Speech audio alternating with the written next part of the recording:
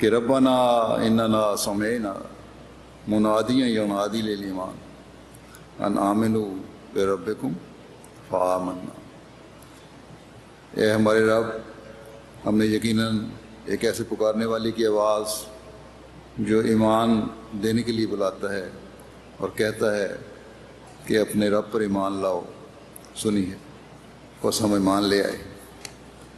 یقیناً اگر ہمارے عمل اس تعلیم کے مطابق نہیں جو ہمیں بتائی گئی ہے تو ہمارا یہ اعلان کہ ہم ایمان لے آئے ہیں بالکل کھوکھلا اعلان ہے۔ بس حقیقی ایمان لانے اور ایمان کو مضبوط کرنے کے لیے ضروری ہے کہ ہم اپنے جائزے لیں کہ ہمارے ایمان کے کیا معیار ہیں۔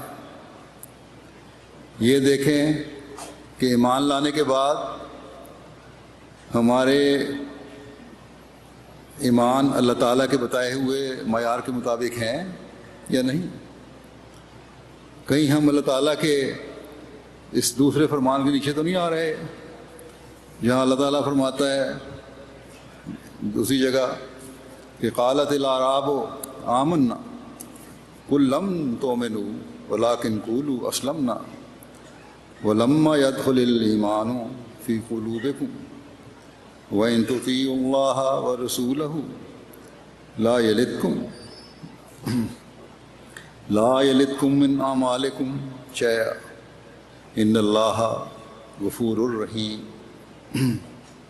یعنی عرب کہتے ہیں کہ ہم ایمان لے آئے، تو ان سے کہہ دے کہ تم حقیقتاً ایمان نہیں لائے، لیکن تم یہ کہا کرو کہ ہم نے ظاہری طور پر فرمانبرداری قبول کر لی ہے، کیونکہ اے اعراب ابھی ایمان تمہارے دلوں میں حقیقتاً داخل نہیں ہوا، اور اے مومنو اگر تم اللہ اور اس کے رسول کی سچی اطاعت کرو گے تو وہ تمہارے اعمال میں سے کوئی عمل بھی ضائع نہیں ہونے دے گا۔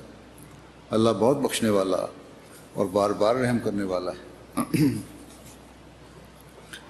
بس یہ بڑے غور اور فکر کا مقام ہے۔ اگر ہمارے عمل نہیں ہیں تو ہماری حالت ان ان پڑھوں اور جاہلوں والی ہے جن کے بارے میں اللہ تعالیٰ یہ فرماتا ہے کہ ایمان نہیں لائے۔